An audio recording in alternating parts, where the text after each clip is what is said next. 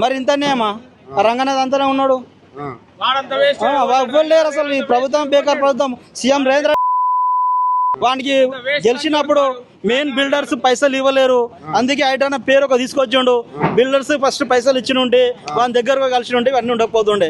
కాబట్టి వానికి ఒకటి పైసలు ఇవ్వలేడు. ఫస్ట్ ఆల్ అది సీఎం అంటే కూడా దేకలేరు రేవంత్ రెడ్డిని.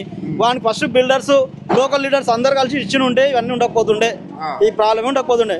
వాని టార్గెట్ ఏంది? హైడ్రా పేరు పెట్టుకున్నాడు. 30,000 గోపాలని చేస్తున్నారు. అవన్నా సీఎం గిట్లనా పాలన? సీఎం పాలన గిట్లనా? వానికి ముడుపులు ముట్టలేవానా? ముడుపులు ముట్టి నుండి ఫస్ట్ పోయి సీఎం ని కలిసి మా వాటలకి ఇవి మా గాడల బిల్డర్స్ గానీ ఎన్ఆర్ఎల్ పోయి ఇచ్చింటే ఇవన్నీ కాకపోతుండే. ఏం ఏమన్నా జరిగిందా? ఏం లేదు. మంచిగా బడ్జెట్ ఇప్పటికిప్పుడే లైఫ్ లో అందరు పోర్లు చాలా మంది సీఎం అంతా ఎవ్వరు లేడనా? సీఎం అంతా ఎవరు నాడు చెప్తారు గింత పోరా నా కొడుకు నాడు చెప్తాను. నా కొడుకు గింత 3 సంవత్సరాలు చెప్తాడు. పెద్ద బేకర్ సీఎం ఆయన. అసలు ఆయన పాలన తెలుస్తుంది బెటర్. నా KCR 100 policy KCR better. CM Revanth Reddy కొంచెం మానసికంగా ఏమన్నా బ్రెయిన్ ఎఫెక్ట్ అయి ఉండొచ్చు. ఏం చేయాలి పాలన ఎలా చేయాలి అర్థమైతలే. కాబట్టి కొంచెం ఆయన ఎరగాడు హాస్పిటల్ వేసి ట్రీట్మెంట్ చేపిస్తే కొంచెం సెట్ అయితే ఉండొచ్చు ఓల్ సీఎం రేవంత్.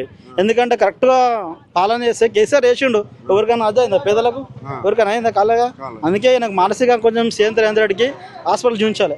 ఇంకొక 5 ఏళ్ళు కూడా నా టర్మ్ అంటాడు. 5 ఏళ్ళ నెక్స్ట్ ఒక ఓటు వేస్తా చూడనా ఉంటే పరిస్థితి ఏంది అసలు? నేనైతే మూతి మీసం కోరు కూడా పో.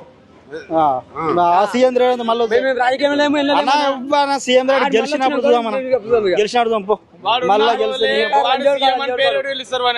ఆయన పిల్లలు తరం ఉసురు ముట్టి మొత్తం నాశనం అవుతాడన్న. సీఎం రెడ్డి కుటుంబమే